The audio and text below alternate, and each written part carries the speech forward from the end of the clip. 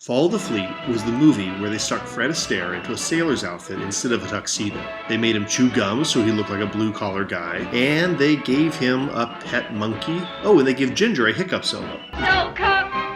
That's Fall of the Fleet in a nutshell. Fred and Ginger were a little tired of the formula. Fred was even watching the reviews to figure out when exactly they should both bail. Ginger wanted to be doing more serious, dramatic roles. Fred was afraid of getting tied down in another duo act, just like he was with his sister before he teamed up with Ginger. So they wanted to freshen things up, and they tried some new things, and in the end, well, they made a movie that's fun. Maybe not essential, but quite fun. Fred and Ginger are old flames, who bump into each other years after a breakup. When she jilted him, he quit dancing and joined the Navy. Now she's down on her luck, she's singing in a dive bar. Ooh, hey, look, it's Betty Grable again. So Fred's best friend, Randolph Scott... Wait. Doesn't this look familiar? Originally, Fall of the Fleet was set to reunite the entire cast of Roberta. But when Irene Dunn had a conflict, they cast Harriet Hilliard, a.k.a. Ozzie, Harriet, David, and Ricky. Wife Harriet as Harriet Nelson. And as much as I loved Ozzie and Harriet as a kid, Harriet Hilliard has not done any favors by this movie. She's cast as Ginger's Prudy McPrudkin's sister, and she's made to do a lot of embarrassing things, including singing this horrific song, which was kicked out of Top Hat for being, well... Get thee behind me. Harriet meets the hunky sailor Scott when he and Fred are on shore leave. But Scott blows her off because, glasses, hair up, but then... Let's do a makeover. So they do a makeover because being yourself really sucks. Hey, it's Lucille Ball again. So since that's all out of the way, Harriet and Scott go back to her place and they make out. I'm no good at writing, don't know what to say. You could say you love her. What's the use? She knows that. And while Randolph Scott's supposed to be a heel in this movie... Custard pie.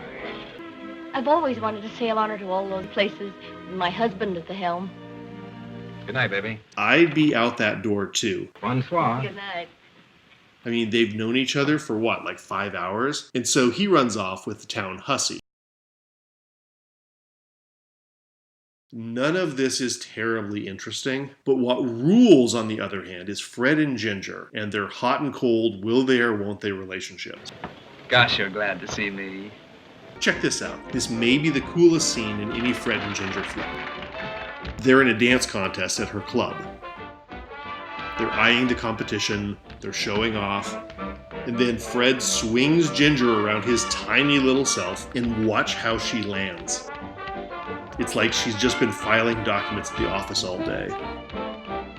Later on, they're practicing for a show, and you get this 3-for-1. First, Fred's filthy piano styling, and then a killer Irving Berlin song. I'm putting all my eggs in one basket.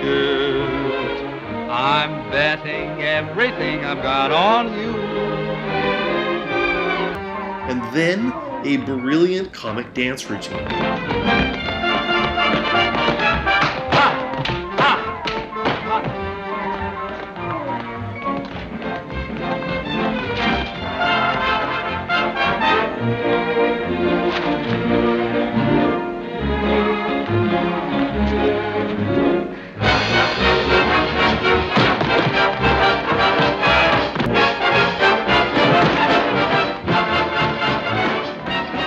Ginger Rogers out Lucille Ball's Lucille Ball in this movie. And that's in a movie with Lucille Ball in it. How was heaven when you left? Tell me, little boy, did you get a whistle or a baseball bat with that suit? Now here's an eerie fact. In this film, Lucille Ball and Harriet Nelson share the screen for the only time in their careers. Both went on to marry band leaders. Both went on to get their own TV shows, which unusually had the leading lady's name in the title. Their sons followed in their footsteps. Ricky Nelson became a major pop heartthrob, and Desi Arnaz Jr. starred in Automan in the 80s. So, never mind. Forget that. Fred and Ginger are pretty adorable in this. He tries to fix her career and he blows it over and over again. And that ends with the second best Fred and Ginger proposal scene. Wait a minute. There's one condition, and that is that Miss Martin asks me to marry her. Well, will you? You'll have to ask Father. Now, oddly, the one scene that carries emotional heft in this film is wedged in as a play within a play during their Mickey Rooney, Judy Garland, "Hey, let's save the ship" scene. Fred and Ginger do a great number to Let's Face the Music and Dance. It centers around two people considering love as an alternative to suicide. And that's pretty dark for a movie with pet monkeys and hiccup solos, but it's brilliantly done. Ginger, well, just look at that dress. And Fred said that the beads on her sleeves weighed 20 pounds.